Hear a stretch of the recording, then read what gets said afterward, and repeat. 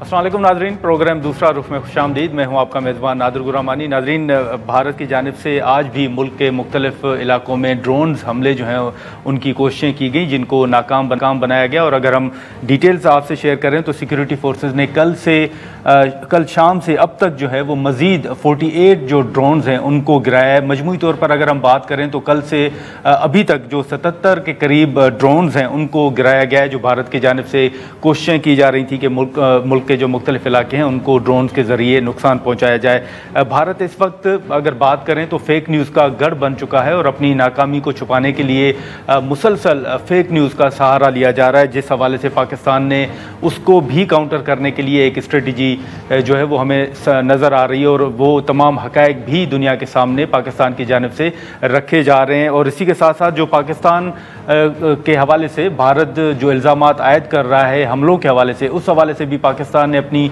Position वाज़े की है, लेकिन ये भी वाज़े किया है कि पाकिस्तान अपने दिफा के लिए हर इक़दामात जो है वो उठाएगा। इसी के साथ साथ अगर हम बात करें तो पार्लिमान के अंदर या बाहर जो अपोजिशन जमातें हैं वो भी इस वक्त हुकूमत के साथ खड़ी हैं, रियासत के साथ खड़ी हैं। और इसी के साथ साथ जो करारदादें थी वो भी पहले पार्लियामेंट के दोनों ऐवान जो हैं वो मुत्तफ़िका तौर पर मंजूर कर चुके हैं। आज भी मौलाना फजल रहमान ने कौमी असम्बली में खिताब करते हुए ये वाज़ेह तौर पर कहा है कि इस्टेब्लिशमेंट से अपने गिले शिकवे ज़रूर हैं, लेकिन इन हालात में वो मुल्क के साथ खड़े हैं, रियासत के साथ खड़े हैं और हुकूमत के साथ खड़े हैं। हम गुफ्तगू करेंगे इस वक्त कि ख़ास तौर पर जो भारत जानिब से इल्ज़ामात लगाए जाते हैं, जो चीज़ें वाज़ेह की गई हैं पाकिस्तान की जानिब से भी, अब जो मोदी सोच है या जो भारत की जानिब से अभी भी ड्रोन्स के ज़रिए हमले करने की कोशिशें की जा रही हैं, ये सूरत हाल किस तरफ जाएगी।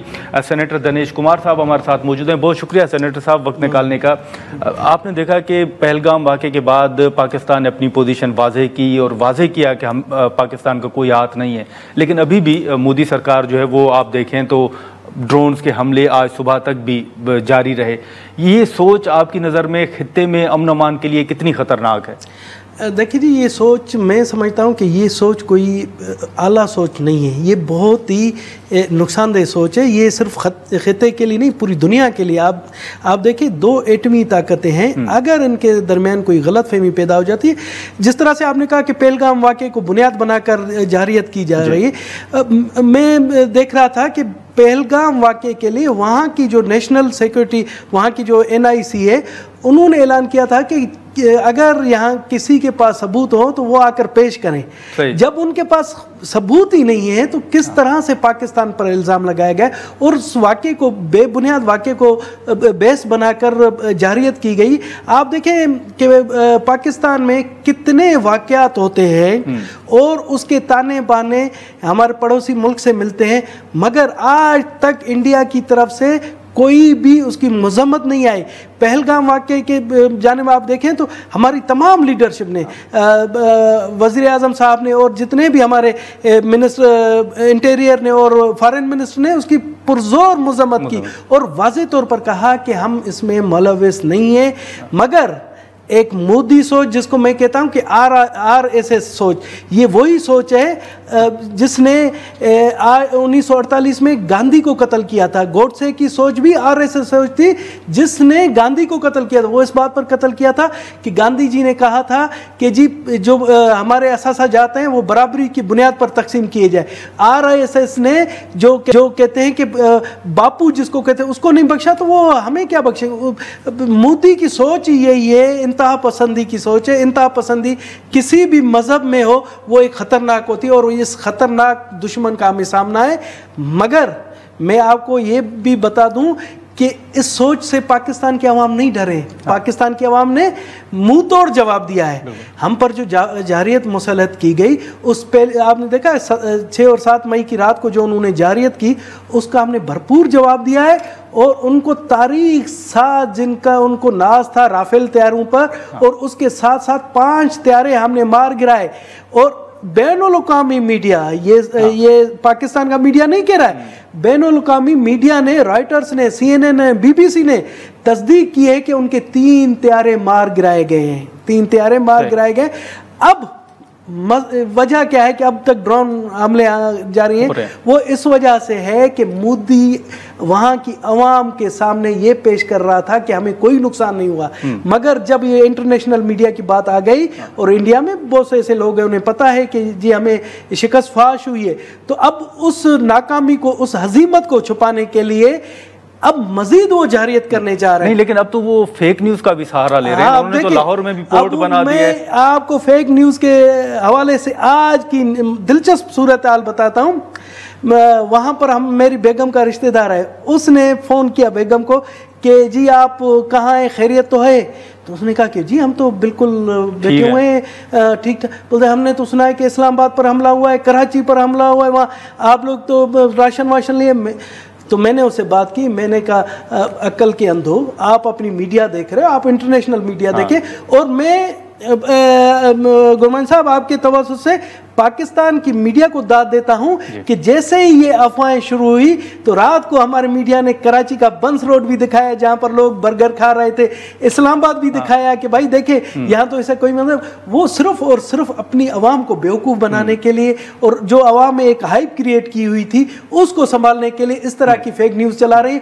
मगर ये फेक न्यूज हमारी मीडिया ने, पाकिस्तान की मीडिया ने और तमाम हमारे जितने जर्नलिस्ट हैं उन्होंने भरपूर तरीके से उसी तरह से काउंटर किया जिस तरह से पाक फौज ने 5 जहाज उनके गिरा कर काउंटर किया। लेकिन अब सेनेटर साहब अगर आप देखें तो भारत मुसलसल ये इल्जाम आयद कर रहा है कि जो पाकिस्तान ने जवाबी कार्रवाई की है उसमें सिविलियंस को निशाना बनाया गया है।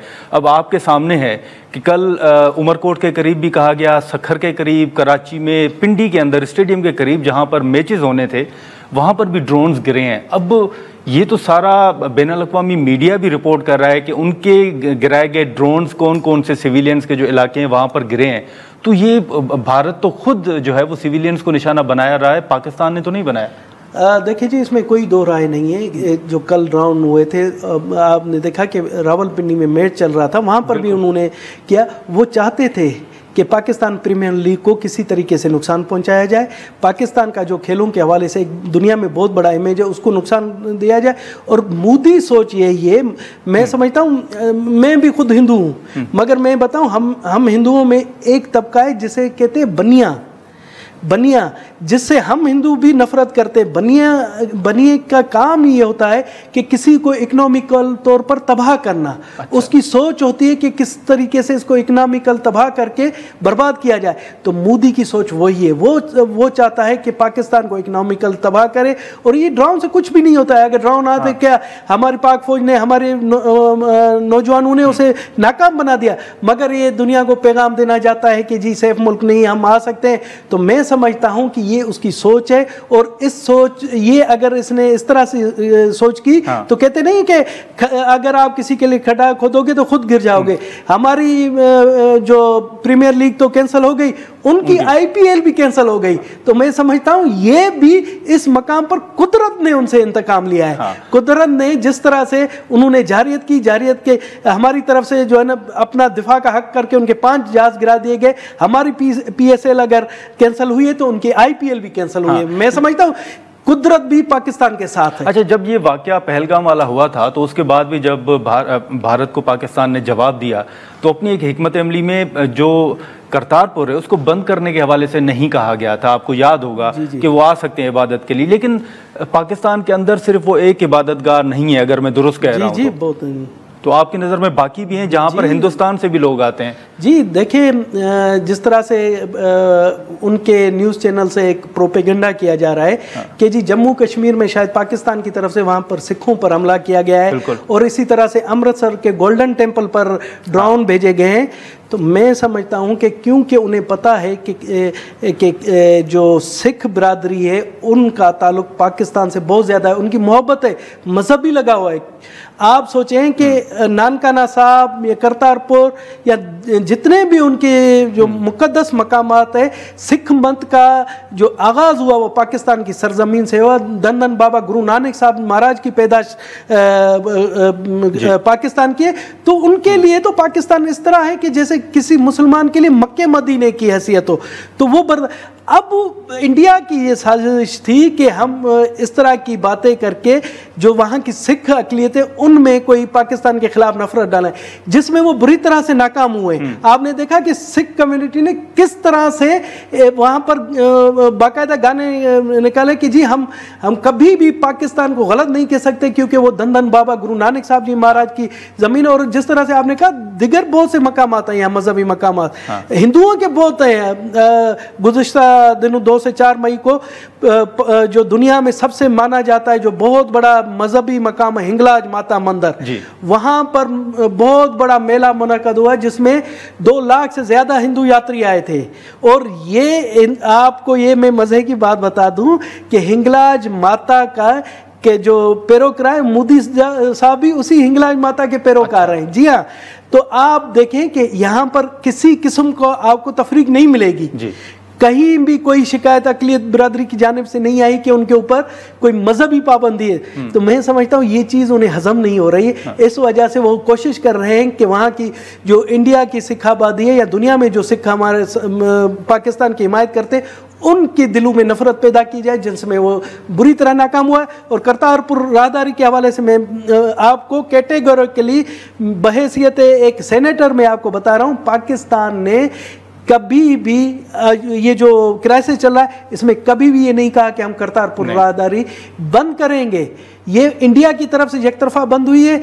इंडिया नहीं चाहता है कि सिख बिरादरी अपनी मजहबी इबादत अदा करे। लेकिन हमने हाल ही में आपकी एक तकरीर भी सुनी थी हिंगलाज माता, आप गए भी थे वहाँ पर। अब वो तो एक जो भारत की जानिब से एक थ्योरी या एक साजिश या जो इल्ज़ामात लगते हैं कि दूर दराज इलाके वहाँ पर अमन अमान की सूरत हाल नहीं है, ये जगह एग्जैक्टली आपके नज़दीक है कौन सी, कितना दूर है और कितना महफूज तरीके से ये जो भी इबादत के लिए वहाँ पर हिंदुस्तान से आते हैं कितना महफूज महसूस करते हैं खुद को? देखिए जी, हिंगलाज माता आसान 5000 साल कदीम मंदिर है, आस्थान है। वो आप देखिए बलूचिस्तान के संगलाख पहाड़ों में हिंगोल रिवर के साथ ही वाक़या है। आप अगर कराची से जाएं तो तकरीबन 300 किलोमीटर कराची से दूर बलूचिस्तान में, और वहाँ पर जंगल है। अच्छा। हिंगोल नेशनल पार्क है, ठीक है। वहाँ पर आज़ादाना तौर पर इबादत हमारे हिंदू बिरादरी ने, किसी और ने नहीं, हिंदू बिरादरी की इस दफ़ा 2 लाख जो अटेंडेंस थी, 2 लाख लोगों ने वहाँ आकर अपनी मजहबी इबादत की। किसी किस्म का कोई ख़तरा नहीं था। आज़ादाना तौर पर मैं समझता हूँ government of Pakistan, government of Balochistan ने फुल प्रूफ सिक्योरिटी इंतजाम किए। और साथ साथ में मैं आपको ये बात बता दूँ कि वहाँ के बलोच कबाइल ने भी बहुत ही बेहतरीन किस्म का साथ दिया। और उस मंदिर की सबसे बड़ी ख़ास बात जो मैं कोट करता हूँ इंटरफेथ हारमोनी के हवाले से, बैनुल मज़ाहिब हमायंगी के हवाले से, जो कि इंडिया में आपको नहीं मिलेगी, वो ये है कि वहाँ पर किस इर्द गिर्द कहीं भी हिंदू बिरादरियों के घर नहीं है। अच्छा। उस मंदिर की हिफाजत वहाँ के मुस्लिम बलोच कबाइल करते हैं। अच्छा। तो जी इससे बड़ी जो आप देखिए बैनुल मज़ाहिब हमायंगी किस तरह से हो सकती है, कहाँ से हो सकती है? ये हज़ारों सालों से ये मंदिर है, वहाँ आज तक कोई ऐसे वाक़या नहीं हुआ कि कहा जाए कि जी यहाँ पर कोई किसी किस्म की शिद्दत पसंदी है, किसी किस्म की मजहबी तौर पर पाबंदी है। हाँ, लेकिन जैसे आपने मोदी का जिक्र किया कि वो भी इसके पैरोकार हैं, तो सिर्फ मोदी के अलावा भी आप समझते हैं हिंदुस्तान और पाकिस्तान के अलावा भी और मोदी भी है? जी, मैं आपको बताऊँ कि आज से कोई 15-20 साल पहले वज़ीर ख़ारिजा जसवंत सिंह थे। हाँ। वो भी यहाँ आए थे, वो भी इबादत करने यहाँ आए थे। और ये जो मोदी जी है और योगी है वहाँ के सीपी के एमपी के, हाँ। यूपी के, सॉरी यूपी के सीएम है, वो भी इस इबादत गाह को मानते हैं। उनकी ये देवी है, सिर्फ मोदी और योगी नहीं है। आपको मैं बताऊँ इंडिया में राजस्थान, महाराष्ट्र, मध्य प्रदेश, उत्तर प्रदेश में कम से कम 10 से 20 करोड़ लोग जो हिंदू हैं वो इस देवी को मानते हैं। और मोदी भी पैरोकार है। मोदी भी पैरोकार है। और दुनिया में आप देखें जहाँ भी हिंदू हैं, मुझसे मैं कनाडा गया, वहाँ पर मुझे इंगला माता के जो पैरोकार है वहाँ मिले। पूरी दुनिया में हिंदू बिरादरी के लोग हैं, इस पवित्र स्थान को मानते हैं और आज तक इस पवित्र स्थान में किसी किस्म की रुकावट नहीं, ना ही किसी किस्म का। तो मैं यही कहता हूँ, मीडिया को कहता हूँ, और वहाँ पर मैंने एक बाकायदा बयान दिया कि मोदी जी अगर आप नहीं आ सकते, आप अपने सफारतकार जो पाकिस्तान में उनको भेजें, देखें कि किस तरह से हमारे यहाँ हिंदू बिरादरी अपने मजहबी अकायद हासिल कर रही है और किस तरह से अपने जो मजहबी रसूमात है वो दी जा रही हैं। मगर मुझे नहीं लगता कि इस चीज़ को वो प्रोमोट करें। अब एक और चीज़ में जो अक्सर कोट करता हूँ, देखें जहाँ पर अक़लियत का लफ्ज़ अगर मजहबी अक़लियत है तो लाजमी है कि उनको काफ़ी मुश्किलात भी होंगी। मैं नहीं समझता हूँ कि भाई पाकिस्तान में बहुत बड़ा, मगर पाकिस्तान और इंडिया में एक फ़र्क मैं आपको बता दूँ मजहबी अक़लियतों के हवाले। पाकिस्तान में मजहबी अक़लियतों को स्टेट की तरफ से तहफ़्फ़ुज़ हासिल है। हाँ। कोई भी चीज़ हो स्टेट उनके अगेंस्ट कभी भी नहीं जाती है। और इंडिया में अक़लियतों के खिलाफ कौन कर रहा है? वो स्टेट स्पॉन्सर्ड दहशतगर्दी होती है। तो ये बहुत बड़ा फ़र्क है कि स्टेट की पॉलिसी वहाँ पर एंटी मिनॉरिटीज़ है, यहाँ की स्टेट की पॉलिसी मिनॉरिटीज़ के हक में, ये फ़र्क है।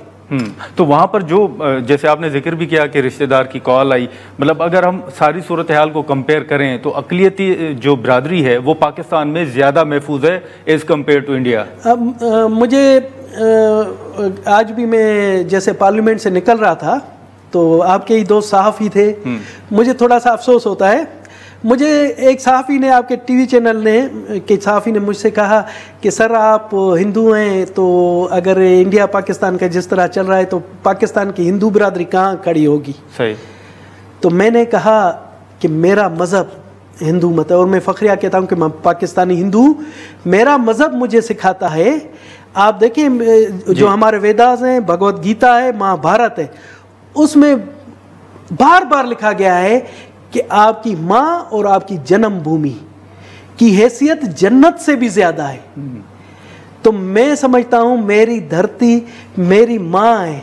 मेरी माँ की तरफ अगर कोई मेली नज़र से देखेगा तो दिनेश कुमार इतना बेगैरत नहीं है कि उसके खिलाफ खड़ा ना हो। पाकिस्तान की हिंदू बिरादरी इतनी वो नहीं है कि वो इंडिया के खिलाफ बाकायदगी से पाक फौज के पीछे खड़े नहीं होंगे। पाक फौज के शाना बाशाना है। सिर्फ हिंदू बिरादरी नहीं, पाकिस्तान की 1 करोड़ अक़लियती बिरादरी। आप देखें कि पाकिस्तान जिस तरह से जारियत कर रहे हैं और अगर ये जारियत जारी रही तो सबसे पहले फ्रंट लाइन पर पाकिस्तान की अक़लियती बिरादरी होगी। और ना सिर्फ पाकिस्तान की, लेकिन अगर आप इंडिया की भी बात करें दनेश साहब, तो वहाँ की जो सिख बिरादरी है, सिख कम्युनिटी है, वो भी मोदी के उस नैरेटिव से इत्तफाक नहीं कर रही। मैं यही आपको देखें, इंडिया की किस वजह से अक़लियती इंडिया के हक में नहीं है, वो इसलिए नहीं है कि वहाँ पर स्टेट स्पॉन्सर्ड दहशतगर्दी हो रही है मिनॉरिटी के खिलाफ। हाँ। तो उनके दिल में एक नफरत सी है कि जी स्टेट तो माँ की हैसियत होती है, अगर ये माँ ही उनके साथ ऐसे सलूक करे तो बहुत ज़्यादा। मैं इसलिए बार बार ये कहता हूँ कि हमारी स्टेट ने हमारे साथ, यहाँ की मिनॉरिटी के साथ माँ जैसा सलूक किया।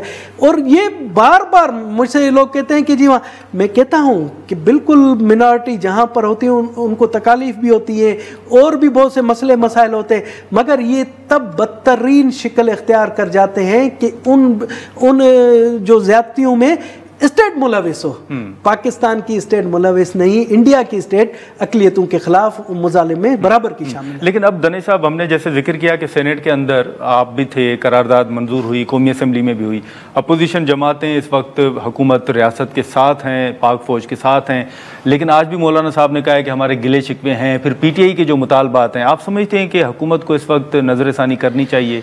देखिए जी, मैंने अपनी स्पीच में भी, सेनेट की स्पीच में भी कहा था कि सबसे पहली बात तो यह है कि हमें तमाम किस्म के इख्तिलाफात भुलाकर इस मौके पर मुतहद होकर इंडिया को एक जवाब देना चाहिए। और मैं समझता हूँ कि देखिए 100%, 99% हम मुतहद हैं। 1-2% इस तरह से सोशल मीडिया में आप देखते हैं कि वो भी सोशल मीडिया में समझता हूँ जो इस तरह की जो फेक न्यूज़ चला रहे हैं जो पाकिस्तान में बैठकर, वो हमारे नहीं है, वो इंडिया से ही चलाए जा रहे हैं। और तासुर ये दिया जा रहा है कि शायद वहाँ पर कोई तफरीक है। बहैसियत पार्लियामेंटेरियन मेरे तमाम दोस्त हैं, पीटीआई के दोस्त भी मेरे साथ हैं, आप देखें जो JUI के हैं वो हम इकट्ठे बैठते हैं, वो भी इतने ही मुहिब वतन है। मैं आपको एक बाकायदगी से एक बात बताता हूँ, पीटीआई के भी MNA सेनेटर्स या पीटीआई के लोग जो हैं इतने मुहिब वतन है जितने मुहिब वतन हमारा सैयद आसिम मुनीर साहब। ठीक है, इससे कम नहीं है वो। बिल्कुल। ये जो हमारे जो हम में तफरीक फैला रहे हैं ना, ये हमारे दुश्मन है। चलें, ठीक है दनिश साहब, बहुत शुक्रिया सर वक्त निकालने का। नाज़रीन, सेनेटर दरनेश कुमार साहब की गुफ्तगू आपने सुनी, उन्होंने बड़ी अहम गुफ्तगू की, बड़ी अहम जो इवेंट से उन्होंने शेयर भी किए। हम यहाँ पर एक ब्रेक लेते हैं और ब्रेक के बाद सेनेटर अफनानुल्लाह खान साहब हमें ज्वाइन करेंगे। प्रोग्राम में एक बार फिर खुशामदीद। नाज़रीन, सेनेटर दनेश कुमार साहब की गुफ्तगू आपने सुनी और जो भारत एक झूठा नैरेटिव बना रहा है उस हवाले से भी हमने गुफ्तगू की, अक़लियती बिरादरी के हवाले से भी हमने गुफ्तगू की। अब जो आज भी तफसीलात सामने आई हैं, जो हुकूमत के मुशावरती इजलास भी हुए हैं और जो भारत की जानिब से अभी भी ड्रोन्स हमले करने की नाकाम कोशिशें की जा रही हैं, उसी पर हम गुफ्तगू करते हैं। सेनेटर अफनानुल्लाह खान साहब मुस्लिम लीग नून के सीनियर रहनुमा हैं, उन्होंने हमें ज्वाइन किया, उनसे गुफ्तगू करते हैं। अफनान साहब, बहुत शुक्रिया वक्त निकालने का। इस वक्त अगर आप देखें तो पाकिस्तान मुसलसल एक ज़िम्मेदार रियासत होने का सबूत भी दे रहा है और उस बात पर कायम भी है, लेकिन भारत की जानिब से मुसलसल जो है वो खिलाफ वर्जी की जा रही है। कल से लेके आज तक अगर आप देखें तो तकरीबन 77 के करीब ड्रोन्स जो हैं वो पाकिस्तान ने गिरा दिए हैं, जो भारत की जानिब से कोशिश की जा रही थी नुकसान पहुंचाने की। सूरत हाल अभी आपको क्या नजर आ रही है? जी बिस्मिल्लाहिर्रहमानिर्रहीम। देखिए, मेरा ये ख्याल है कि भारत को जो उनके 5 फाइटर जेट्स गिराए गए हैं और 2 UAV की जो ड्रोन्स गिराए गए हैं, उनकी जो पूरी दुनिया में बेइज्जती हुई है और जो उनका इमेज शैटर हुआ है, अब वो शैटर्ड इमेज को रिकवर करने के लिए जो है वो ज़ाहिर अपनी एयरफोर्स को तो यूज़ कर नहीं सकते, क्योंकि वो तो उन्होंने बॉर्डर से पीछे ले गए। उनको पता है कि इस वक्त पाकिस्तान की एयरफोर्स और उनका कोई मुकाबला ही नहीं है। तो वो अब चाह ये रहे हैं कि वो ये ड्रोन्स वगैरह भेज के अपनी लोकल कंजम्पशन के लिए भी कर लें कि जी देखें हमने हमला कर दिया, हमने ये कर दिया। साथ ही वो ये भी चाह रहे हैं कि दुनिया में भी उनकी थोड़ी क्रेडिबिलिटी बहाल हो जाए। मगर पाकिस्तान की आर्म फोर्सेस ने, पाकिस्तान के अवाम ने, पाकिस्तान की पॉलिटिकल लीडरशिप ने एक बड़ा ही काम तरीके से, बड़ा कैलकुलेटेड तरीके से चल रहे हैं और मुल्क के मुफाद को सामने रख के मामलात को आगे लेके जा रहे हैं और एक बड़ी रिस्पॉन्सिबिलिटी के साथ जो है वो मामलात को एस्केलेट नहीं कर रहे। हालांकि असूली तौर के ऊपर जो है वो जिस किस्म की प्रोवोकेशन की गई है, तो ये अगर हम एस्केलेशन लेटर पे चढ़ना शुरू होते तो इस वक्त तक पता नहीं मामला कहाँ से कहाँ चला गया होता। लेकिन इसके बावजूद जो है पाकिस्तान ने कहा है कि we reserve the right to respond and we will respond इंशाल्लाह at a time and place of our choosing. तो वो रिस्पॉन्स तो इंशाल्लाह आएगा। और जो इनके आसाब जो इनके खता हो रहे हैं ना, जो इनके ये जो टांगे कांप रही हैं और आसाब जो है काबू से बाहर हो रहे हैं, और ये जो इनका मीडिया जो है वो बिल्कुल दे हैव गॉन क्रेजी और कह रहे हैं कराची पोर्ट पे हम तबाह कर दिया है और कह रहे हैं कि फैसलाबाद में पोर्ट तबाह कर दिया, हालांकि फैसलाबाद में तो पोर्ट है ही नहीं। इसी तरह की और भी बातें कर रहे हैं, लाहौर पे कब्जा कर लिया है। ये सारी की सारी इनकी जो कमज़ोर पर्सनैलिटीज़ हैं और जो इनके अंदर ईमान का फुकदान है वो सामने आता हुआ नज़र आ रहा है कि अब इनके क्योंकि टांगे कांप रही हैं, इनको पता है किसी वक्त भी पाकिस्तान का रिस्पॉन्स आएगा और वो ऐसा होगा कि वो पूरी दुनिया में थरथल्ली मचा देगा। तो ये अब क्योंकि इनके आसाब पे ये बात अब सवार हो गई है, तो ये अब उसको अपनी फ्रस्ट्रेशन को कम करने और अपनी रेपुटेशन को सैल्वेज करने के लिए ये ड्रोन वाले तमाशे कर रहे हैं। वो भी हमने अल्लाह ताला की मेहरबानी से गिरा दिए हैं। बहुत मिनिमल किस्म का कहीं पे नुकसान हुआ है अगर हुआ है, और ये तमाम चीज़ें हम नोट कर रहे हैं। और ये जब वक्त आने के ऊपर एक एक चीज़ जो उन्होंने की है उसका पूरा बराबर बदला लिया जाएगा। लेकिन अफनान साहब, आपको याद होगा कि भारत ये इल्ज़ामात आयद कर रहा था कि और ये दावे कर रहा था कि हमने सिविलियंस को टारगेट जो है वो नहीं किया, लेकिन पाकिस्तान ने वो शवाहिद भी दिए कि तस्वीर के ज़रिए और बाकी जो शवाहिद थे वो भी पाकिस्तान ने दिए कि सिविलियंस का नुकसान हुआ है। तो अब पाकिस्तान अपनी पोजीशन वाज़ेह कर रहा है कि किसी सिविलियन को नुकसान नहीं पहुंचाया गया, लेकिन अब भारत झूठा ये दावा कर रहा है कि सिविलियंस को निशाना बनाया जा रहा है, जबकि पाकिस्तान उसकी तरदीद भी कर रहा है। तो क्या भारत अपनी उस गलती को छुपाने के लिए पाकिस्तान के ऊपर इल्ज़ाम आयद कर रहा है कि वो सिविलियंस को निशाना बनाया जा रहा है? देखिए, बात यह है कि हमने एविडेंस के साथ ये बात इस्टेब्लिश कर दी है कि इन्होंने मस्जिदों पे हमले किए, जो कि ये मस्जिदें जो हैं वो हमारे लिए बड़ी मुकद्दस हैं, उधर हम नमाज़ें पढ़ने जाते हैं, हमारे लोग उधर इन्होंने हमले किए। हमने ये बात इस्टेब्लिश कर दी कि इनके हमलों के अंदर बच्चे जो हैं वो शहीद हुए हैं, बावलपुर में शहीद हुए हैं, मुरीद के में, और भी कश्मीर में। ये तमाम चीज़ें हमने इंटरनेशनल मीडिया के सामने रख दी और हमने इंटरनेशनली इस बात को इस्टेब्लिश कर दिया कि हिंदुस्तान ने इस तरह पाकिस्तान के ऊपर नंगी जारियत की है। और इसकी वजह से जो आपने देखा है कि जो इंटरनेशनल नैरेटिव है वो पाकिस्तान के हक में है। Even from a legal perspective हम उनसे बेहतर हैं, क्योंकि उन्होंने हम पे हमला किया, अभी तक हमने उसका रिस्पॉन्स नहीं दिया। तो ये सारा मामला है। इसके अंदर बेसिकली जो है ये इनकी ख्वाहिश ज़रूर है कि ये किसी तरह से अपनी रेपुटेशन को सैल्वेज कर सकें, मगर मुझे नहीं नज़र आता कि ये इनके लिए किसी तरह भी बेहतर होगा। ये अगर बेहतर यही है अगर इनके अकल के नाखुन लें और जो इन्होंने इंडस वाटर ट्रीटी को हेल्ड इन मेज किया उसको ख़त्म करें और अपनी गलतियों से तौबा करें और माफ़ी मांगें, तो शायद जो पाकिस्तान का कहर उनके ऊपर अभी गिरेगा ना, वो शायद ना गिर सके। वो भी मैं शायद कह रहा हूँ, वरना जो आवाम में गुस्सा मौजूद है और जो उसकी रिफ्लेक्शन आर्म फोर्सेस में और गवर्नमेंट में आ रही है, मैं नहीं समझता कि ये बचेंगे। लेकिन अगर ये समझते हैं कि मामलात को ठीक करना है, तो फिर जो इन्होंने गलत काम किए हैं इसके ऊपर ये बैक ट्रैक करें और माफ़ी मांगें।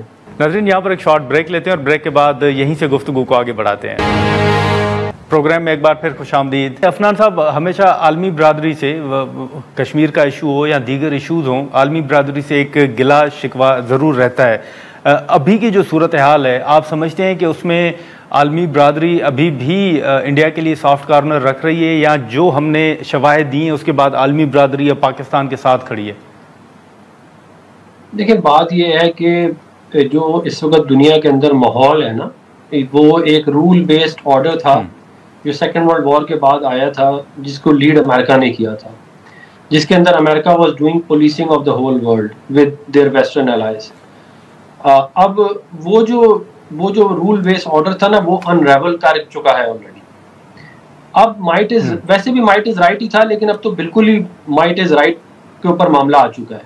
तो हमें ज़रूर इंटरनेशनल कम्युनिटी को अपने साथ रखना चाहिए, उनको सारी बात से आगाह करना चाहिए, उनकी सपोर्ट हमें चाहिए, मगर ये जंग हमें खुद ही लड़नी है। और हिंदुस्तान जो है वो प्यार की ज़बान मैं नहीं समझता है। अगर वो समझता होता तो कभी इंडस वाटर ट्रीटी को हेल्ड इन अबेंस ना करता, कभी वो ऐसी हरकतें नंगी जारियत पाकिस्तान के ऊपर ना करता। लेकिन वो मुसलसल करके हमें प्रोवोक कर रहा है, और वो मुझे ये लगता है कि वो एक ही तरीके से उनको अकल आएगी, और वो वही वाला तरीका है जो हमारी एयरफोर्स ने इनके साथ किया। लेकिन अफनान साहब, इस वक्त जैसे आपने जिक्र भी किया पोर्ट का भी, कि जो फेक न्यूज़ है, अगर हम फेक न्यूज़ के हवाले से बात करें तो भारत जो है वो इस वक्त मुसलसल, अगर आप देखें तो 2 दिन से फेक न्यूज़ का जो है वो गढ़ बन चुका है। और आपको नज़र आ रहा है कि पाकिस्तान की जानिब से जो जवाबी कार्रवाई की गई उसमें जो भारत की नाकामी हुई है, भारत उस नाकामी को छुपाने के लिए इस फेक न्यूज़ का सहारा ले रहा है। देखिए, लेकिन ये फेक न्यूज़ जो है ना, ये जो प्रोपेगेंडा होता है, ये narrative building, fake news, propaganda, ये जो है ना, ये आपको थोड़ी सी देर के लिए, चंद घंटों के लिए तो आपको ये रिलीफ प्रोवाइड कर देता है, मगर इन द लॉन्ग रन और मीडियम टर्म, मिड टर्म, ये आपको आपकी क्रेडिबिलिटी को जीरो कर देता है। और इस वक्त हुआ ये है कि जो गोदी मीडिया है ना, गोदी मीडिया जो मोदी ने बनाया है, उसकी क्रेडिबिलिटी जो है वो ख़त्म हो चुकी है। आप देखें, उनकी बड़े बड़े जो जर्नलिस्टिक नाम थे, वो लोग तक फेक न्यूज़ पैडल कर रहे हैं। इसका मतलब बेसिकली ये हुआ कि हिंदुस्तान के अंदर कोई इंडिपेंडेंट मीडिया एग्जिस्ट ही नहीं करता। 1.5 अरब के मुल्क के अंदर कोई इंडिपेंडेंट मीडिया है ही नहीं। हमारे ये बोलते हैं कि हमारे मुल्क में बड़ी कमज़ोर जमहूरियत है और बड़े कमज़ोर सिविल रूल है। हमारे पास आपसे बहुत बेहतर मीडिया है। हमारे पास तो, हमारा मीडिया तो आप देखें, जो अक्सर औकात गवर्नमेंट के नैरेटिव के खिलाफ भी बोलता है, अक्सर औकात के बहुत दफा करता है। और हमारे मीडिया के अंदर जो है वो क्रॉस चेकिंग है, कोई ना कोई मतलब कि कोई ना, ये नहीं है कि हवा में खबरें दी जा रही हो, बहुत सारे लोग करते हैं, लेकिन बाय एंड लार्ज इस तरह नहीं होता।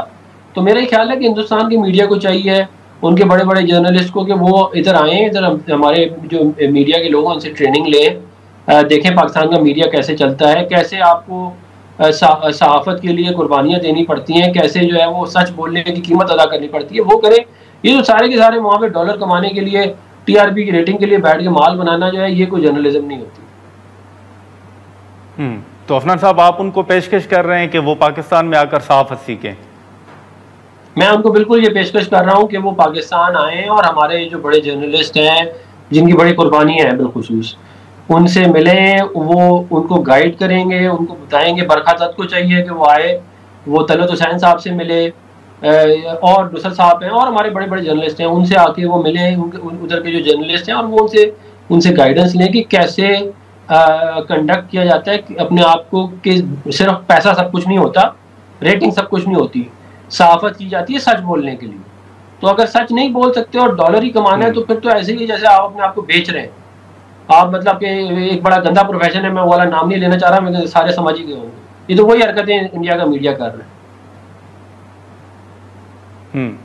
लेकिन अब आप अगर देखें अफनान साहब, तो आज भी जो दोनों ऐवान हैं, आप खुद ऐवान के अंदर मौजूद थे, ऐवान ने भी, सेनेट ने भी जो करारदाद थी वो मुत्तफ़िका तौर पर मंजूर की, कौमी असम्बली ने मंजूर की, लेकिन अपोजिशन के तहफ़्फ़ुज़ात अगर आज भी आप देखें तो मौलाना साहब ने ये ज़रूर कहा है कि इस्टेब्लिशमेंट से मुतल्लिक जो गिले शिकवे हैं वो उनके हैं, लेकिन इस वक्त जो है वो हुकूमत के साथ, रियासत के साथ खड़े हैं। आप जो अपोजिशन है उसका किरदार इस वक्त किस तरह देख रहे हैं? वो पीटीआई हो, वो मौलाना साहब हो, जो कि इस वक्त आपके साथ खड़े हैं, मुल्क के साथ खड़े हैं। देखिए, बात यह है कि मौलाना फजलुर रहमान साहब ने इंतहाई जिम्मेदारी का सबूत दिया है, और उन्होंने जो ये बात की है, बहुत सारे लोगों को बहुत सारी शिकायतें हैं, बहुत सारे गिले हैं, खाली JUI में नहीं और जगहों पे भी। तो लेकिन इस वक्त वो टाइम नहीं है कि आप उन गिलों को सामने लेके बैठ जाएं और आप मुल्क की ऐसी तैसी करें। मगर बदकिस्मती से कुछ लोग ये कर रहे हैं, और उनका ताल्लुक आपको मालूम है कि एक जमात से है। और मुझे अफसोस होता है जब मैं उनकी बातें सुनता हूँ, और मैं उनकी जो टॉक शो से बोलते हैं, वो सोशल मीडिया पे जो बातें करते हैं, मुझे बड़ा अफसोस होता है कि आप देखें कि जो गलत फैसले होते हैं ना, फिर उनकी कीमत कहाँ कहाँ इंसान को अदा करनी पड़ती है। ये एक गलत लगाया हुआ प्रोजेक्ट आज भी हमारी जड़ों में बैठा हुआ है। नहीं, लेकिन अफनान साहब, अब वो उन्होंने अदालत से भी रुजू किया है, जिस जमात का आप जिक्र कर रहे हैं उन्होंने अदालत से भी रुजू किया है, और वो वैसे भी एक मुतालबा कर रहे हैं कि इस सूरत हाल में खान साहब को पे रोल पर हुकूमत रिहा करे। इस मुतालबे पर गौर हो सकता है? बिल्कुल नहीं हो सकता इस पर गौर। ये कोई तरीका ही नहीं है कि मुल्क मुश्किल में है, आपका दुश्मन आप पे हमलावर है, और आपके वन पॉइंट एजेंडा, मुल्क में कुछ हो जाए, आईनी तरमीम हो, इमरान खान को बाहर निकाल दो, जंग हो, इमरान खान को बाहर निकाल दो, हुकूमत का कोई मसला हो, इमरान खान को बाहर निकाल दो, इकॉनमी का मसला हो, इमरान खान को बाहर निकाल दो। भाई आप मतलब खुदा का वास्ता है, आप जो है वो कोई जिम्मेदारी का सबूत दे दें, कोई जिम्मेदारी का सबूत दे दें। आप लोग अपनी जाती मुफादात से बाहर आ जाएं। ये इससे पता चलता है आपके कंडक्ट से कि आपके लिए इमरान खान की ज़ात, और इमरान खान के लिए अपनी ज़ात सिर्फ उससे आगे कुछ है ही नहीं, कि बस मुझे निकाल दो बाहर, वरना तो जो है वो मैं नहीं चलने दूंगा। यही है इनकी सोच, और उसी की रिफ्लेक्शन आपको इनके सोशल मीडिया अकाउंट्स पे नजर आती है, और इनके जो लोग टॉक शो में बैठते हैं उनके नजर आती है। चल ठीक है अफनान साहब, बहुत शुक्रिया सर वक्त निकालने। सेनेटर अफनानुल्लाह खान साहब की गुफ्तगू आपने सुनी। हम यहाँ पर एक शॉर्ट ब्रेक लेते हैं और ब्रेक के बाद गुफ्तगू को आगे बढ़ाते हैं। प्रोग्राम में एक बार फिर खुशामदीद नाजरीन। सेनेटर दिनेश कुमार और सेनेटर अफनानुल्लाह खान साहब की गुफ्तगू आपने सुनी। अब जो ड्रोन्स के हवाले से हमने शुरू में डिटेल्स आपको बताई कि कल से जो ड्रोन्स का एक सिलसिला जारी था और उनको पाकिस्तान की जानिब से नाकाम भी बनाया गया, उस हवाले से जो फिगर था वो हमने आपसे शेयर किया। अब सिफारती सतह पर भी अगर बात करें तो पाकिस्तान की जानिब से उस पहलगाम वाक़े के बाद भी फ़ॉरेन ऑफिस में हमने देखा कि वज़ीर ख़ारजा की जानिब से मुख्तलिफ जो डिप्लोमेट्स थे, तकरीबन तमाम ममालिक के जो डिप्लोमेट्स थे उनके साथ मुलाकातें भी हुई और तमाम हक़ाइक़ भी उनके सामने रखे गए। और उसके बाद भी इस वक्त भी सफारती सतह पर पाकिस्तान की जानिब से जो हक़ाइक़ हैं वो सामने रखने के हवाले से कोशिशें जारी हैं। एयर कमांडर खालिद चिश्ती साहब हमारे साथ मौजूद हैं, हम उनसे गुफ्तगू करेंगे। खालिद साहब, बहुत शुक्रिया सर वक्त निकालने का। इस वक्त अगर आप देखें तो अब पहले तो एक मिसाइल्स का मामला था, पाकिस्तान ने जवाबी कार्रवाई की, भरपूर जवाब दिया, लेकिन अब भारत की जानिब से एक ड्रोन्स का मामला सामने आ रहा है। अब आज भी तकरीबन 2 रोज़ में 77 के करीब जो ड्रोन्स हैं वो पाकिस्तान ने गिराए हैं। ये जो डिफेंस और जो बाकी चीज़ें अगर आप देखें तो जो तैयारी आपको नज़र आ रही है, इन ड्रोन्स को अगर मद्देनज़र रखते हुए हम बात करें तो किस हद तक आपको नज़र आ रहा है कि मौसर एक तैयारी भी है और भारत की तमाम कोशिशों को नाकाम भी बनाया जा रहा है?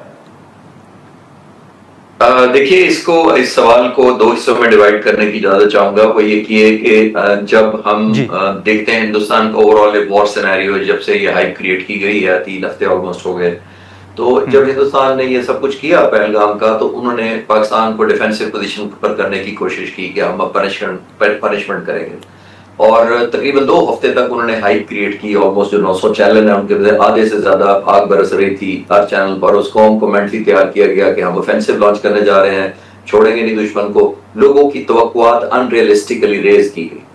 जब रेज हो गई तो एक पहला राउंड उस वक्त आया जब उन्होंने राफेल के 4 जहाज, जिनको आप सब यूज कर रहे हैं, उनके जैम कर दिया। मैं उनको कहता हूं उनकी सिचुएशनल अवेयरनेस को डिग्रेड कर दिया। उनको पायलट्स को समझ नहीं आई कि क्या करें, तो वो इमरजेंसी में जाकर लैंड कर गए श्रीनगर, बल्कि फोर्स लैंड नहीं किया, बेसिकली उन्होंने एक पैनिक लैंड किया था।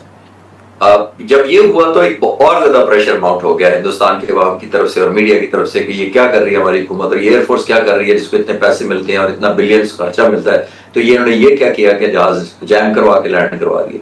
अब इतना सीवियर प्रेशर हुआ, वो अपने स्नोबॉल का इफेक्ट बढ़ता जा रहा था कि इतना सीवियर इफेक्ट हुआ, तो उन्होंने सोचा अब कुछ तो करके दिखाएं अपने लोगों को कि जस्टिफिकेशन देनी है हमने कि इतनी फोर्सेस को पाला। तो फिर ये 6 और 7 वाला वाकया होता है, और फिर ये 80 जहाज चुने जाते हैं, जिसमें से तकरीबन 34-35 जहाज उनके राफेल थे, जो पूरा फ्लीट था उनका। यानी जमीन पे हार्डली 1-2 जहाज उनके रह गए जो अब किसी टेक्निकल वजह से एयर में ले गए along with 70 more aircraft, 40 more aircraft। तो 80 प्लस के करीब ये 75 to 80 जहाज ये लेके आए हैं हवा में। मैं अपने एक्सपीरियंस से कह सकता हूँ कि हर जहाज के ऊपर कम से कम 6 और 4 के दरमियान कुछ मिसाइल करते हैं। तो अगर मैं एवरेज भी निकालूं तो इस वक्त जो 80 जहाज उड़ रहे थे कि तकरीबन 350-400 मिसाइल एयर टू एयर लेकर उड़ रहे थे। उनमें से मेजॉरिटी ऑफ द जहाजों का मतलब था कि शूटिंग डाउन, पाकिस्तान के जहाज आएंगे मुकाबला करने, 80 तो नहीं लाएंगे जाहिर है, तो फिर हम शूट करेंगे 1, 2, 4 जितने मारे। जो स्टैंड ऑफ वेपन किए थे पाकिस्तान के जहाजों की वजह से बॉर्डर तो क्रॉस नहीं किया उन्होंने, अपने मुल्क साइड पर रहे। लेकिन ये रेयर कॉम्बिनेशन जो मैं रिपीटेडली कह रहा हूँ इन फाइटर पायलट्स की, जिनको मैं अभी चंद हफ्ते पहले मैं डॉक्यूमेंट्री के सिलसिले में मिलकर आया अपने, मैंने चैनल पर इनका इंटरव्यूज किए थे मैंने इन्हीं पायलट्स के। तो इन पायलट्स का इन्होंने कमाल महारत एक की, इन्होंने सारी टेक्स्ट बुक जो है ना वो सिलेबस को आउट कर दिया। वो ये किया कि एक डिफेंसिव काउंटर एयर ऑपरेशन को जब इन्होंने डिफेंड करना था, डिफेंसिव काउंटर ऑपरेशन वो होता है जिसके अंदर आप अपने मुल्क में डिफेंड करते हैं कि दुश्मन दाखिल ना हो या मिनिमम डैमेज करे या उनको डिटर खौफ ज्यादा किया जाए कि वो हमारे वो नहीं आए। डिफेंसिव तो कामयाब हो गए। ऑफेंसिव काउंटर दूसरी टाइप होती है जिसके अंदर आप दुश्मन के अंदर जाते हैं, टारगेटिंग भी करते हैं और जहाजों को भी शूट करते हैं। ये एक ही मिशन में कभी नहीं हमने पढ़ाया इन यंग फाइटर पायलट्स को कि एक ही मिशन में डिफेंसिव और काउंटर मिक्स भी हो सकते हैं। वो अलग अलग टाइप के मिशन होते हैं। तो इन्होंने उसी मिशन में पहले डिफेंड किया, जब वो देखा कि अपने मामून की जरूरत नहीं हुई तो फिर उन्होंने जिसको कहते हैं ना घुस के मारना, तो ये घुसे बगैर इन्होंने ऐसे ऐसे मिसाइल भेजे। ऑलमोस्ट 1 घंटा कॉम्बैट हुई इतने जहाजों के दरमियान। आप सोचें कितनी सैचुरेट होगी एयर डिफेंस या एयर एनवायरनमेंट के 100 से ज्यादा जहाज उड़ रहे हैं, फाइट कर रहे हैं। और कमाल उतना ही सल्यूट जितना कौम को इनको करना चाहिए जहाज मारने का, उतना ही सल्यूट इनको करना चाहिए अपने जहाज खैरियत से लैंड कराने। ये लेकिन ये जो फिर ये भी कहा गया था कि मजीद भी भारत के जहाज जो हैं वो गिराए जा सकते थे। जैसे आप कह रहे हैं कि वो जहाज तो तकरीबन 100 के करीब थे, राफेल और भी थे जहाज उनमें, तो आप समझते हैं कि वाकई मजीद जहाज भी गिराए जा सकते थे, लेकिन पाकिस्तान उस तरफ नहीं गया। सूरत हाल को मजीद ख़राब, पाकिस्तान जैसे अपना एक मौक़िफ़ है पाकिस्तान के कि हम अमन चाहते हैं, हालात को मजीद ख़राब नहीं करना चाहते, तो शायद इसी वजह से उनको रास्ता भी दिया गया। उसी रात मैं पूरी रात जाग भी रहा था और मुझे अकाउंट नंबर भी आ रहा था, मैं पाक फिजाई के साथ राब्ते में भी था, और मुझे उसी रात बताया गया था कि ये वही अमन पसंदी है जिसकी वजह से अगले 5 नहीं मारे गए, क्योंकि मकसद हमारा वॉर मॉन्गरिंग नहीं था, पॉइंट स्कोरिंग नहीं था, नंबर गिनना नहीं था, किसी को उस सेंस में ह्यूमिलेट करना नहीं था, वहां पनिश करना मकसद था। हमने किया, और पांच कम अज कम जहाज और मारे जा सकते हैं। और ये फाइटर पायलट की हमारे अपनी, मैं पाक फिजाइया की बात कर रहा हूँ, ये हमारी नेचर के अगेंस्ट होता है कि मैं किलिंग पोजीशन में हो लेकर मुझे वापस बुला लिया जाए, मुझे विड्रॉ करने पर मजबूर किया जाए, या कहा ऑर्डर्स मिले कि और नहीं मारने। तो मैं उनकी पेशेंस की, उनकी परसेवरेंस की, उनकी स्किल की, उनकी हैंडलिंग की, उनकी अवेयरनेस की, उनकी ओरिएंटेशन को सल्यूट करता हूं, जिन्होंने ये जहाज अपने भी खैरियत से लैंड कराए और दुश्मन के भी 5 मलबे का ढेर कर दिए।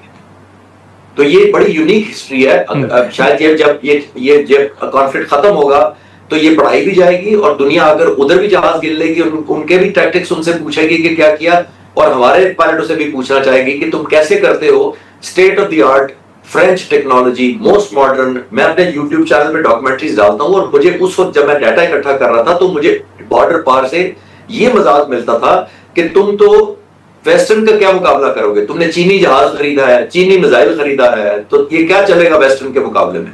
हाँ। तो दुनिया ने देखा, बाकी रेस्ट इज हिस्ट्री। जी नहीं, लेकिन खालिद साहब, ये जो जैसे आपने भी जिक्र किया, ये राफेल के हवाले से आपने देखा कि जब पाकिस्तान ने उनके जहाज गिराए तो उसके बाद सोशल मीडिया पर हमने बड़ी मीम्स भी देखी, पाकिस्तान की जानिब से भी और बाकी ममालिक के जानिब से भी, और भारत को जो शिकस्त हुई उसके बाद अब सारा राफेल जो है उसका सर बड़ा जिक्र हो रहा है। खालिद साहब, मैं आपसे ज़रा जानना चाहूँगा कि आप नाजरीन को ज़रा राफेल के हवाले से बताइएगा कि ये इतना ज़ेर बहस क्यों है, जदीद टेक्नोलॉजी के हवाले से, या क्या हक़ायक़ हैं? देखिए, ये फ्रांस का सबसे ज्यादा फ्रंटलाइन, सबसे ज्यादा बिकने वाला, सबसे ज्यादा महंगा जहाज है, और सबसे ज्यादा मार्केट किया जाने वाला जहाज है एज ए कंट्री। मतलब करती तो कंपनी है, बट हम मुल्क का नाम ले रहे हैं वैसे। तो ये उनके, ये ऑब्वियसली दुनिया के लीडिंग एयरक्राफ्ट में इसका शुमार होता है, कोई शक नहीं है। मैं हर चैनल पे कहता हूँ कि मैं एज ए फाइटर पायलट, मैं एज एन एयरक्राफ्ट उसकी रिस्पेक्ट करता हूँ। जिधर मेरी रिस्पेक्ट में मसला हो जाता है वहां आगे होता है जिस तरह उसको उड़ाया जा रहा है। मेरा उससे बड़ा इख्तिलाफ जो एम्प्लॉयमेंट की जा रही है, और जिस तरह बुजदिली से उसको उड़ाया जा रहा है। और J-10C जिसको मजाक किया जाता था कि चाइनीज जहाज है, चाइनीज मिसाइल लगे हुए हैं, सिर्फ J-10C नहीं, J-70 थंडर ब्लॉक 3 जो आपने कहा है, वही हमने रेडार उस पर लगा दिया और वही मिसाइल उस पर लगा दिए। तो हमारे पास तो बहुत बड़ा फ्लीट हो गया इस थ्रेट के साथ हिंदुस्तान के लिए। तो राफेल एज एन एयरक्राफ्ट बहुत अच्छा जहाज है, लेकिन फिर राफेल कंपनी खुद भी तो सर पकड़ के बैठी हुई है ना कि हमारे जहाज की बैड पब्लिसिटी किया गया। मैं आपको इंटरेस्ट के लिए एक वाकया सुनाता चलूं। 1965 की जंग में स्क्वाड लीडर सज्जाद हैदर थे, जो air commander Sajjad Haider, Nosy Haider के नाम से मशहूर थे, पिछले साल फौत हुए हैं। तो वो स्क्वाड कमांडर थे, और वो हंटर जहाज को गिराए जा रहे थे जिधर मिलते थे हंटर, और हंटर था इंग्लैंड का जहाज। यूके का ये BBC चैनल आप सबको पता है, BBC का कॉरेस्पॉन्डेंट आया और उसने स्क्वाड लीडर सज्जाद हैदर से पूछा कि व्हाट डू यू थिंक। उन्होंने कहा they are falling like ducks. और फिर उन्होंने BBC के नुमाइंदे को कहा कि Indians are bad publicity of your aircraft. और देखिए 70 साल पहले भी यही कहा गया था, they are bad publicity of UK aircraft. अब वही 70 साल बाद अल्हम्दुलिल्लाह यही कह सकते हैं हम कि they are bad publicity of French aircraft. तो खालिद साहब, ये मतलब कसूर जो है वो जहाज का नहीं है, पायलट का है। Absolutely, J-10C भी 4.5 जनरेशन जहाज है, टेक्नोलॉजी ऑलमोस्ट मैचिंग है, रेडार हमारा प्लस है, बियॉन्ड विजुअल रेंज हमारी प्लस है, और कई चीजों में राफेल बेहतर है J-10C से। लेकिन बहुत टक्कर का जहाज है अगर लड़ाया उसको सही जाए, अगर उसकी फुल एम्प्लॉयमेंट की जाए। मैं इसलिए तो कर रहा हूँ कि जहाज भी मसला नहीं है, जब आप एम्प्लॉय सही नहीं करेंगे तो आप दुनिया की बेस्ट मशीन ले रहे हैं, अगर आप पायलट अच्छा नहीं डालेंगे तो क्या करेगा उसकी? वो तमाशा लगवाएगा, वो एम्बैरस करेगा, वो अपना भी शर्मिंदगी करेगा और कंपनी के लिए भी शर्मिंदगी का बायस बनेगा, इससे जहाज बनाएगा। लेकिन खालिद साहब, उस दिन बल्कि कल ही जब आपने देखा कि लाहौर के अंदर, कराची, सखर के करीब, फिर रावलपिंडी के अंदर जब ड्रोन्स गिरे, तो ये भी एक तासुर आ रहा था कि उनको गिराने के हवाले से जो स्ट्रेटजी थी वो भी बड़ी मौसर थी। वो स्ट्रेटजी आप किस तरह देख रहे हैं? देखिए, पहले तो उनकी फायरिंग पे आए, और मैं एक चीज क्लियर करता चलूं, जब इतना बड़ा मुल्क इतने $75 बिलियन के बजट वाला ड्रोन की लड़ाई पर आ जाए तो उससे इसका मतलब है उसने मेन मैच तो हार दिया, क्योंकि आप एयर पावर की जंग छोड़ दिया, आपने लैंड फोर्सेस की छोड़ दी, समंदर की छोड़ दी। ड्रोन तो अफ्रीका का मुल्क लेके भी को फायरिंग करना शुरू कर सकता है, और जंग जीती नहीं कभी जा सकती ड्रोन की फायरिंग से, पहले उस पे जाते हैं। That shows the level of frustration, that shows कि आप इतना मायूस हैं अपने दूसरी सर्विसेज के साथ। तो आपने एक ऐसा इक्विपमेंट लिया जिसका नाम मलबा गिरेगा उनके पास, ना उसके टारगेट का पता चलेगा, सस्ता भी है, और टारगेट पे पहुंचा कि नहीं पहुंचा वो भी खबर नहीं आएगी, ना राफेल को रिपोर्ट जवाब देना है और ना आपने मार्टिन बेकर जिसकी इजेक्शन सीट थी उसको जवाब देना है। लेकिन हैविंग सेड दैट, मैं जैसे अर्ज कर रहा था कि उसको भी हमने गिराया है, और उसके लिए एक और मैं अपने हमवतनों के लिए छोटी सी बात क्लियर करता चलूं आपके तवज्जुह से।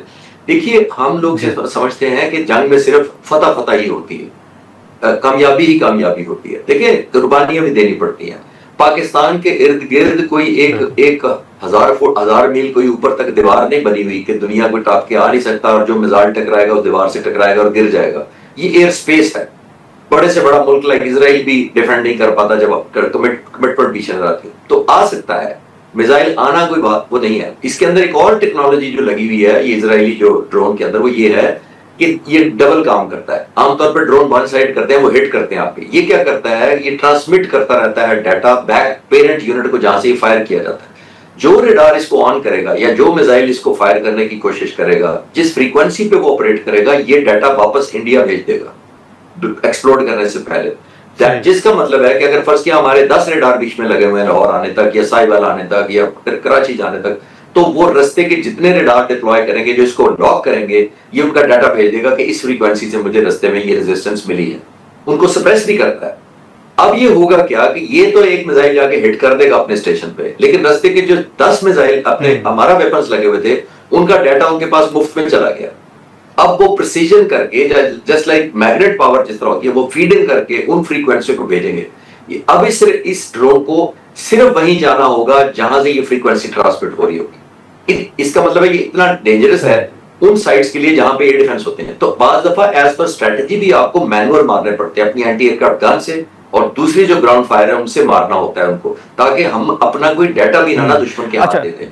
तो हाँ, अच्छा खालिद साहब, मैं एक आखिरी सर मुख्तसरन आपसे जानना चाहूँगा कि अब जो भारत फेक न्यूज़ का सहारा ले रहा है, कल से आप उनका अगर सोशल मीडिया पर अगर आप देख रहे हो तो उनके जो चैनल्स हैं वो किस तरह की खबरें लाहौर के हवाले से, पोर्ट के हवाले से चला रहे हैं, एक तो उस पर आप क्या कमेंट करेंगे, और दूसरा जो पाकिस्तान की जानिब से सफारती सतह पर कोशिशें की जा रही हैं वो किस हद तक आपकी नज़र में मौसर हैं? देखिए, सफारती पे मैं पहले कमेंट कर देता हूँ। जाहिर है एक चीज याद रखनी चाहिए, हुकूमत पाकिस्तान पूरी कोशिश कर रही है, लेकिन मेरे हमवतनों को ये याद रखना चाहिए कि दुनिया अपने नेशनल इंटरेस्ट के साथ वो सामने रखते हुए आपसे ताउन करती है, या आपके खिलाफ जाती है या आपके हाथ में जाती है। कितने मुल्कों से हिंदुस्तान की नेशनल इंटरेस्ट जुड़ी हुई है, चाहे वो इकोनॉमी की हो, सोशल हो, बिजनेस हो, मिलिट्री टर्म्स हो, जो भी हो। दुनिया आपके फेस पे, आपके मजहब, आपके किसी और रंग, किसी से नहीं आपका साथ देती। दुनिया आपका साथ देती है सिर्फ और सिर्फ अपने नेशनल इंटरेस्ट है। आप मर्ज करेंगे, अलाइनमेंट होगी तो वो आपके साथ चलेंगे। तो हमें बहुत अच्छी बात है, हुकूमत पाकिस्तान कोशिश कर रही है, हमें और करनी चाहिए, क्योंकि हम इंडिया के मुकाबले में दुनिया से लेस रेलेवेंट है। एक तो ये बात है। और आखिरी कमेंट, फेक न्यूज पे आपने कहा है कि ये इटसेल्फ कमजोरी की निशानी होती है कि जब आप फ्रंट पे मुकाबला ना कर सकें तो आप पेपर्स पे जंग और बॉलीवुड तर्ज की जंग जिताना शुरू कर दें, मेरे नजर में। तो ये ठीक है खालिद साहब, बहुत शुक्रिया सर वक्त निकालने का। नाज़रीन, खालिद चिश्ती साहब की गुफ्तगू आपकी, जो मुख्तलिफ इशूज़ पर हमने पहले सेनेटर दनेश साहब, सेनेटर अफनान साहब से भी गुफ्तगू की, वो भी आपके सामने है। आज के प्रोग्राम में इतना ही, इजाज़त दीजिए, अल्लाह हाफ़िज़।